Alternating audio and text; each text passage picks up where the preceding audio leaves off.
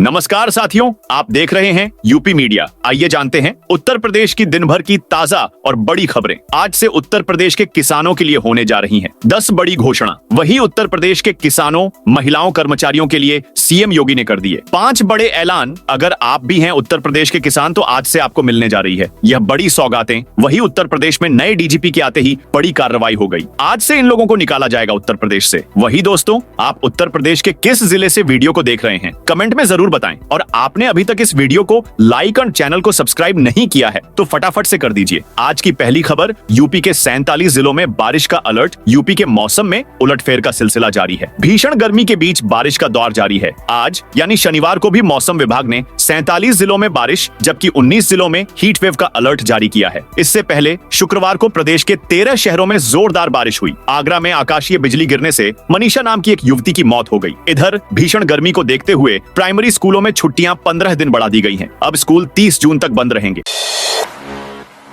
राम मंदिर निर्माण पर अब तक 1621 करोड़ का खर्च। राम मंदिर को दिव्य भव्य बनाने में अब तक 1621 करोड़ रुपए खर्च किए जा चुके हैं। वित्तीय सत्र 2024 से 25 में मंदिर निर्माण समेत अन्य योजनाओं पर 652 करोड़ का खर्च आया है। 7 जून को मणि रामदास की छावनी में हुई ट्रस्ट की बैठक में आय व्यय का विवरण प्रस्तुत किया गया था। इसमें मंदिर निर्माण पर हुए खर्च का विवरण भी प्रस्तुत किया गया।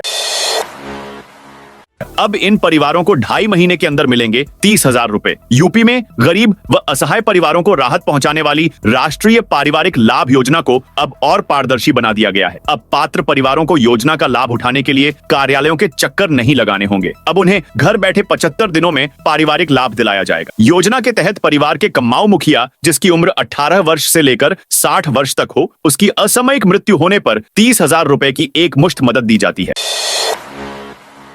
मत्स्य संपदा योजना में मिलेगा 40% अनुदान मिलेगा। मुख्यमंत्री मत्स्य संपदा योजना वर्ष 2025-26 में शुरू की गई है। इस योजना के तहत 2 परियोजनाएं चलाई जा रही हैं। पहली परियोजना में मनरेगा कन्वर्जेंस या पट्टा धारक द्वारा सुधारे गए ग्राम सभा और अन्य पट्टे के तालाबों में मत्स्य उत्पादन के लिए प्रथम वर्ष निवेश पर अनुदान दिया जाएगा। दूसरी परियोजना में इन्हीं तालाबों में मत्स्य बीज बैंक की स्थापना पर अनुदान मिलेगा। दोनों परियोजनाओं के लिए आवश्यक है कि पट्टे की अवधि में कम से कम 4 वर्ष शेष हो। प्रति हेक्टेयर कुल इकाई लागत 4 लाख रुपए है जिस पर 40% अनुदान दिया जाएगा। प्रदेश में बिजली कटौती से हाहाकार। प्रदेश में पारे में बढ़ोतरी के साथ ही बिजली कटौती का दौर भी तेज हो गया है। शहरों में ट्रिपिंग और लो वोल्टेज से लोग परेशान हैं। वहीं ग्रामीण इलाकों में रोस्टर से करीब 1 घंटे कम बिजली मिल रही है। बिजली कटौती बढ़ने की वजह से उमस भरी गर्मी में उपभोक्ताओं में हाहाकार मचा है। प्रदेश के विभिन्न स्थानों पर उपकेंद्र घेरने और धरना प्रदर्शन की भी सूचनाएं आ रही हैं। बिजली कटौती से ग्रामीण इलाकों के कल कारखाने भी ठप हो गए हैं। सिंचाई न हो पाने की वजह से सब्जी की खेती भी प्रभावित हो रही है। निजी वाहन से कमाई कर रहे हैं तो हो जाइए आरटीओ की सख्ती। अगर आप भी निजी वाहन का इस्तेमाल किराए पर सवारी ढोने या सरकारी दफ्तरों में अनुबंधित वाहन की तरह कर रहे हैं तो अब सतर्क हो जाइए। अयोध्या मंडल में एआरटीओ प्रवर्तन और पीटीओ की टीमें लगातार अभियान चला रही हैं। 5 जिलों में सैकड़ों गाड़ियां जब्त हो चुकी हैं। चालान भी काटे गए हैं। आरटीओ मंडल अधिकारी आरतू सिंह ने बताया कि बार-बार समझाने और कार्रवाई के बावजूद लोग अब भी नियमों को नजरअंदाज कर रहे हैं। उन्होंने साफ कहा, निजी वाहन सिर्फ निजी इस्तेमाल के लिए होता है। उससे सवारी ढोना या टैक्सी की तरह चलाना मोटरयान अधिनियम की धारा 67 का उल्लंघन है। ऐसा करना कानूनन अपराध है। संभल में चला बुलडोजर कड़ी सुरक्षा के बीच मंडी परिसर से हटाए अवैध निर्माण। अनाज मंडी परिसर में दूसरे दिन भी करीब 6 घंटे से अधिक समय तक अतिक्रमण हटाने के लिए अभियान चला। इस बीच प्रशासन की ओर से गोदामों व दुकानों के बाहर किए गए अवैध निर्माण को ध्वस्त कराया गया। वहीं गोदामों व दुकानों के ऊपर अवैध रूप से लगाए गए शेड भी हटवाए गए। शुक्रवार को एसडीएम विनय कुमार मिश्रा अनाज मंडी परिसर में पहुंचे। सीएम योगी आरक्षियों को देंगे नियुक्ति पत्र। उत्तर प्रदेश में पुलिस विभाग में आरक्षी के पद पर चयनित 60,244 अभ्यर्थियों को रविवार को मुख्यमंत्री योगी आदित्यनाथ डिफेंस एक्सपो में नियुक्ति पत्र वितरित करेंगे। ऐसे में बाहर से हजारों लोगों के शहर में प्रवेश होने की वजह से यातायात पुलिस ने डिफेंस एक्सपो जाने वाले 20 मार्गों पर डायवर्जन लागू किया है। गलत तरीके से भुगतान लेने वाले 39 अस्पतालों की संबद्धता निलंबित। उत्तर प्रदेश में आयुष्मान भारत प्रधानमंत्री जन आरोग्य योजना के तहत state agency for comprehensive health and integrated services से गलत तरीके से भुगतान लेने वाले 39 अस्पतालों की संबद्धता निलंबित कर दी गई है। निलंबन अवधि में वे योजना के तहत मरीजों का उपचार नहीं कर पाएंगे। हालांकि 5 को छोड़कर 34 अस्पतालों ने रुपए लौटा दिए हैं। योजना के तहत पंजीकृत 39 अस्पतालों के खाते में साचीज के अधिकारियों कर्मचारियों की आईडी का दुरुपयोग कर लगभग 9,94,04,000 रुपए की राशि भेज दी गई थी। पोर्टल के माध्यम से अनियमित तरीके से किए गए भुगतान के मामले में साचीज प्रबंधन ने रिपोर्ट भी दर्ज कराई है। पूरे मामले में विभागीय जांच भी चल रही है।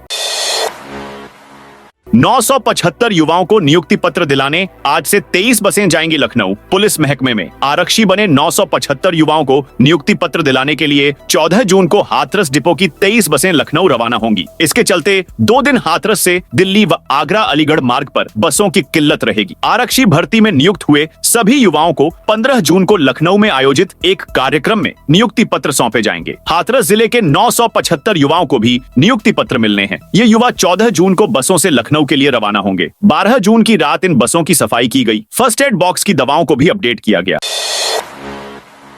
प्रत्येक विधानसभा क्षेत्र में बेनेंगे खेल स्टेडियम शासन स्तर से अब ग्रामीण खेल प्रतिभाओं को निखारे जाने की कवायद शुरू कर दी है। हाथरस जनपद की सभी विधानसभाओं में खेल स्टेडियम तैयार किए जाएंगे। निर्देश मिलने के बाद इसके लिए सभी तहसीलों में भूमि की तलाश की जा रही है, जिससे जल्द प्रस्ताव पास कर स्टेडियम तैयार किए जा सके।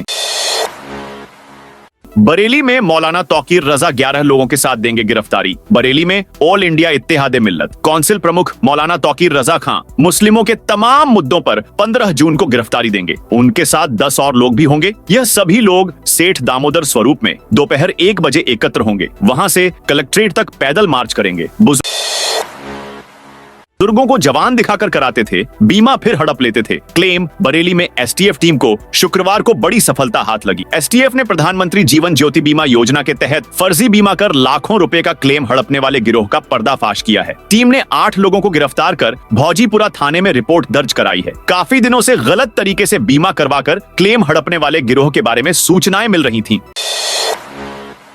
यूपी के इस जिले में बनेगी ऐसी गौशाला। बरेली के मझगवा विकास खंड स्थित खनगवा श्याम गांव की गौशाला को आर्थिक तौर पर आत्मनिर्भर बनाते हुए गो आधारित खेती के लिए मॉडल बनाएंगे। यूपी की यह पहली गौशाला होगी जहां पर 5 रुपए प्रति लीटर गोमूत्र खरीदा जाएगा। गोमूत्र से कीटनाशक, जीवामृत, बीजामृत और घनजीवामृत तैयार होंगे।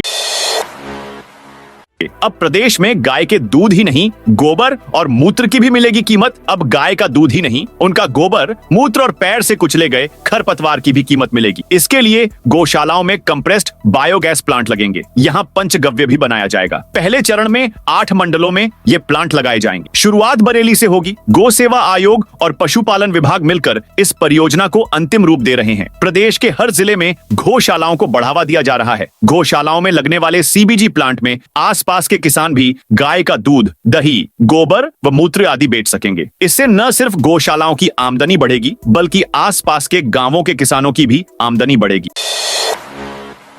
कांग्रेस का न्याय सम्मेलन आज से शुरू। कांग्रेस पिछड़ा वर्ग विभाग की ओर से शनिवार को प्रदेश कांग्रेस मुख्यालय में आयोजित भागीदारी न्याय सम्मेलन के जरिए विभिन्न जातियों को गोलबंद करने की रणनीति अपनाई जाएगी। इस दौरान सामाजिक न्याय को लेकर विभिन्न कार्यक्रमों की शुरुआत भी होगी। कार्यक्रम में मुख्य अतिथि के रूप में ओबीसी विभाग के राष्ट्रीय अध्यक्ष डॉक्टर अनिल जयहिंद मौजूद रहेंगे। अध्यक्षता प्रदेश प्रभारी अविनाश पांडेय करेंगे। विशिष्ट अतिथि के रूप में प्रदेश अध्यक्ष अजय राय, सांसद तनुज पुनिया, राकेश राठौर, विधायक वीरेंद्र चौधरी मौजूद रहेंगे। कार्यक्रम संयोजक व ओबीसी विभाग के प्रदेश अध्यक्ष मनोज यादव ने बताया कि कार्यक्रम के दौरान विभाग की ओर से 14 जून से 14 जुलाई तक चलने वाले विभिन्न कार्यक्रमों की शुरुआत होगी।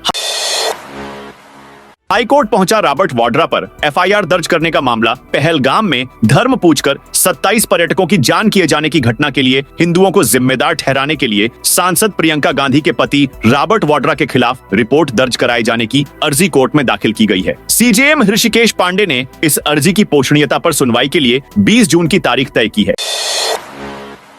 सड़कों पर नहीं उतर रही 3000 रोडवेज बसें। उत्तर प्रदेश में रोज करीब 3000 रोडवेज बसें सड़कों पर नहीं चल पा रही हैं। इन बसों की हालत खराब है या फिर उन्हें चलाने के लिए स्टाफ की कमी है। नतीजतन बसें डिपो में खड़ी रहती है और यात्रियों को निजी या डग्गामार वाहनों से सफर करना पड़ रहा है। इससे एक ओर जहां यात्रियों को दिक्कत हो रही है, वहीं रोडवेज को भारी आर्थिक नुकसान भी हो रहा है। यूपी में इस तारीख से सक्रिय होगा मानसून। गर्मी, लू और उमस से लोग बेहाल हैं। सुबह 8 बजे से शाम तक धूप तन झुलसा रही है। शुक्रवार को शाम करीब 4 बजे धूल भरी तेज हवा भी तापमान नहीं गिरा सकी। गर्मी के मीटर में आगरा फिर पहले स्थान पर रहा।